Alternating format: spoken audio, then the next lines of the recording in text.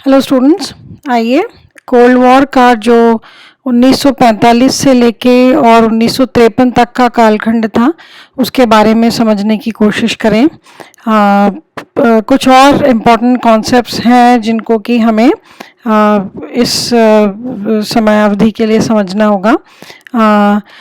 एक शब्द जिसका प्रयोग बार बार आप लोग सुनेंगे वो है एक आयरन कर्टन, यानी कि एक लोहे का जिसे हम कहते हैं कि पर्दा। तो ये कहा गया कि एक लोहे का पर्दा जो है वो यूरोप में लग गया है।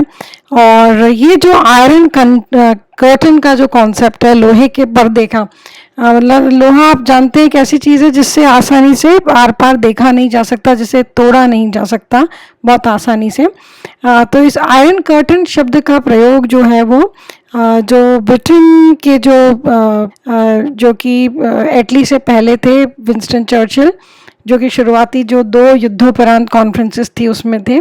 तो इस शब्द का प्रयोग विंस्टन चर्चिल ने किया था। चर्चिल जो है वो अपने भाषणों के लिए बहुत जाने जाते हैं, उनके भाषण जो है बड़े ऐतिहासिक माने जाते हैं। तो चर्चिल जब प्रधानमंत्री नहीं रहे थे तो फुलटन नाम की एक जगह पर वे एक भाषण दे रहे थे और उन्होंने इस आयरन कर्टन शब्द का प्रयोग किया। और जैसा कि कहा, मैं कोट कर रही हूँ, from Stettin in the Baltic to Trieste in the Adriatic an iron curtain has descended across the continent. और ये जो स्पीच है ये बहुत ऐतिहासिक मानी जाती है। कहा जाता है कि इस आयरन कर्टन की स्पीच के माध्यम से चर्चिल ने एक तरह से कोल्ड वॉर की को डिक्लेयर कर दिया था और शुरुआत कर दी थी। वेस्टमिंस्टर कॉलेज फुलटन मिसूरी में वे भाषण दे रहे थे। और ट्रूमन और जो दूसरे जो अमेरिकन ऑफिशियल्स थे, इन्होंने बहुत जल्दी इस शब्द को पकड़ लिया और इसको पॉपुलराइज किया।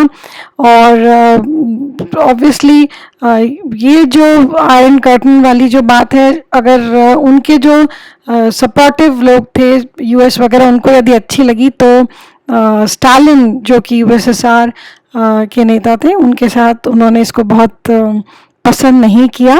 लेकिन आयरन कर्टन शब्द का प्रयोग जो है वो शीत युद्ध की वोकैबुलरी में शामिल हो गया था और बहुत ज़्यादा इसका उपयोग जो बाद के समय में सभी लोगों ने इसको किया।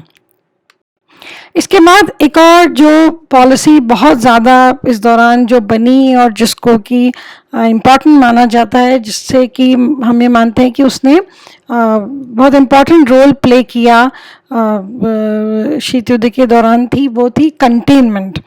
कंटेनमेंट को मैं हिंदी में कंटेनमेंट ही कहना प्रेफर करूँगी। हालांकि बहुत अच्छा संदर्भ तो नहीं है, लेकिन इन दिनों में आपने अखबारों में एक शब्द बहुत ज़्यादा पढ़ा होगा कोरोना के संदर्भ में, कंटेनमेंट जोन।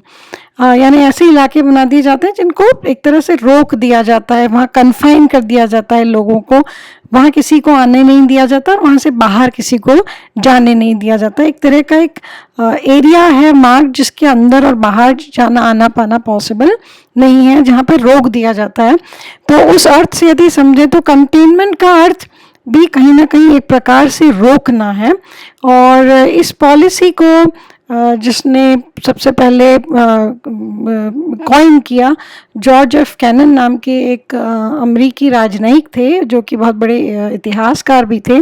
और अमेरिका की एक फॉरेन अफेयर्स के नाम से मैगज़ीन आती है अमेरिका में, जो कि एक तरह से पॉलिसी मैगज़ीन कही जाती है, जिसमें कि जो अमेरिकन थिंक टैंक्स हैं, जो अमेरिकन स्कॉलर्स हैं, वो काफ़ी कुछ अमेरिकन फॉरेन पॉलिसी के बारे में लिखते हैं। आज भी वो काफ़ी उसको महत्व दिया जाता है। तो सबसे पहले जॉर्ज एफ कैनन ने इसका प्रयोग किया था और उन्होंने अमेरिका को ये कहा कि United states should pursue a long term patient, एक लंबी पेशेंट, बहुत थ्यावस जिसे कहते हैं, धैर्यवान, धैर्य से, but firm and vigilant containment of Russian expensive tendencies. देखिए बहुत महत्वपूर्ण है कि रोकथाम करनी है। किस चीज़ की रोकथाम करनी है? Russian expensive tendencies. उन्होंने एक तरह से इस बात को अंडरलाइन कर दिया था कि रूस जो है वो कहीं ना कहीं उनकी ये नीति है कि वो अपने आप को फैलाएं और अपना साम्राज्य स्थापित करें। तो अमेरिका को एक ऐसी नीति बनानी है, कंटेनमेंट की नीति बनानी है जिससे रोकथाम किया जा सके रूस की जो ये एक्सपेंशनिस्ट टेंडेंसीज हैं। तो इन सब चीज़ों ने जो शीत युद्ध था उसको बहुत ज़्यादा फ्यूअल दिया, एक तरह से आग में घी का काम किया, और मतलब एक तरह से इंटेंसिफाई होने लगी चीज़ और संबंधों की स्थितियां बहुत बिगड़ने लगी। इसके बाद एक और महत्वपूर्ण नाम है अमेरिका के राष्ट्रपति जो रूजवेल्ट के बाद आए, हैरी एस ट्रूमैन, और उन्होंने ट्रूमैन डॉक्ट्रिन का प्रतिपादन किया, जिसको कि बाद में आइजनहावर जो अगले अमेरिका के राष्ट्रपति बने उन्होंने भी उसी को कैरी किया और उसको फिर आइजनहावर डॉक्ट्रिन कहा गया। इसमें उन्होंने कहा कि जो मिडल ईस्ट की कंट्रीज़ है, मध्य पूर्व, आप अगर नक्शे पर ध्यान दें, मैं इसीलिए बार बार आपसे कह रही हूँ, तो मध्य पूर्व का जो इलाका है जो कि यूरोप से बिल्कुल सटा हुआ है नीचे की तरफ, और जिसमें कि यूएसएसआर जिसके उत्तर में पड़ता है, कि हमें यदि रूस के जो एक्सपेंशन है उसको रोकना है तो हमें ख़ास तौर पर ग्रीस और टर्की बिल्कुल वहाँ नीचे पड़ते हैं, अगर आप ध्यान दें तो। उन्होंने जो अमेरिकी जो सीनेट थी उसके सामने कहा कि मैं आपसे ये चाहता हूँ अप्रूवल कि आप लोग इकोनॉमिक असिस्टेंस, आर्थिक मदद इन देशों को दें, क्योंकि यदि हम इन देशों को आर्थिक मदद देते हैं तो ये सोवियत संघ के प्रभाव में जाने से बचेंगे। और इस पॉलिसी को अमेरिका ने आगे पूरे विश्व स्तर पर लागू किया। तो ये जो प्रतिपादन है कहीं ना कहीं उस अमेरिकन पूरी पॉलिसी का कि हम हर उस जगह को सपोर्ट करें जिसका कि हमें खतरा है कि वह सोवियत प्रभाव में ना आ जाए, और इसके लिए इकोनॉमिक असिस्टेंस या उनको एक आर्थिक मदद जो दी जानी चाहिए, जिसकी शुरुआत उन्होंने ग्रीस और टर्की से की, जिससे कि वे, क्योंकि वे सोवियत संघ से भौगोलिक रूप से बहुत नज़दीक हैं, तो किसी भी तरह वो सोवियत प्रभाव में ना आ जाएं। तो ट्रूमैन डॉक्ट्रिन उस लिहाज से बहुत महत्वपूर्ण है। इसके बाद एक और बहुत महत्वपूर्ण जो डिस्कशन होता है वो मार्शल प्लान का होता है। सेक्रेटरी ऑफ स्टेट थे जॉर्ज सी मार्शल, जिन्होंने कि ये प्लान रखा था, और इसमें उन्हें लगा था कि जो वेस्टर्न यूरोप और सदर्न यूरोप की जो कंट्रीज़ हैं, उन्होंने अपने हार्वर्ड यूनिवर्सिटी में अपने एक भाषण में कहा था कि यूनाइटेड स्टेट्स को, अमेरिका को, इन देशों की जो इकोनॉमीज़ हैं उनको युद्ध के बाद, क्योंकि वो बहुत ज़्यादा कमज़ोर हो गई हैं, तो उन्हें फिर से इस्टेब्लिश करने में मदद करनी चाहिए। और यदि वे ऐसा करते हैं, अमेरिका यदि ऐसा करता है, तो वो सोवियत संघ के विस्तार को रोक पाएगा। मतलब अमेरिका की जो पूरी फॉरेन पॉलिसी है वो कहीं ना कहीं पूरी तरह इस टारगेट में थी कि उन्हें किसी भी कीमत पर, उन्हें आर्थिक मदद देकर, उन्हें सैन्य मदद देकर, इस पूरा जो विस्तार है, जो विस्तारवादी, उन्हें लगता था कि साम्यवाद जिस तरह से पूरी यूरोप तक फैला है उस तरह आगे भी फैलेगा, उसको कहीं ना कहीं रोकने की कोशिश करनी है। इसके बाद बच्चों एक और महत्वपूर्ण चीज़ है जो है नॉर्थ अटलांटिक ट्रीटी ऑर्गेनाइजेशन। ये एक सैनिक संगठन है, उत्तर अटलांटिक संगठन जिसे कहा जाता है, एक मिलिट्री अलायंस है, और इसकी भी स्थापना 1949 में हुई।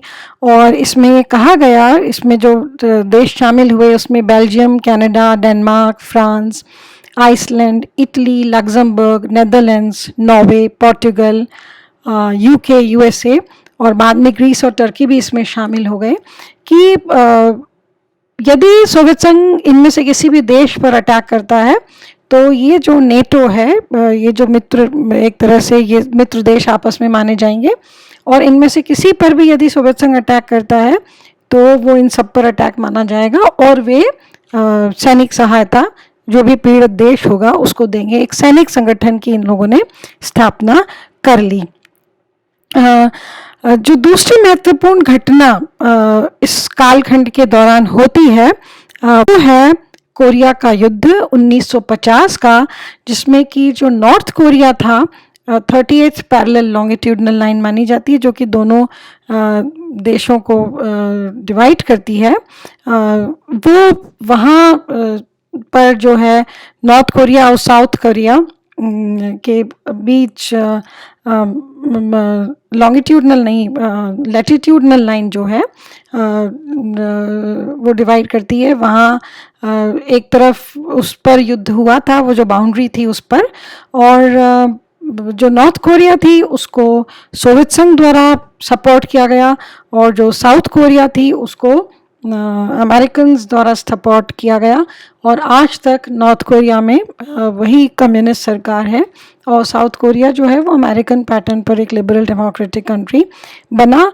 और देखिए, दो देशों के मध्य की समस्या थी, नॉर्थ कोरिया और साउथ कोरिया। मैं आपके सामने वहाँ नक्शा रख रही हूँ। आप देखिए, अगर आप नक्शे में देखें तो यूरोप से कितना दूर है, फार ईस्ट में है कोरिया।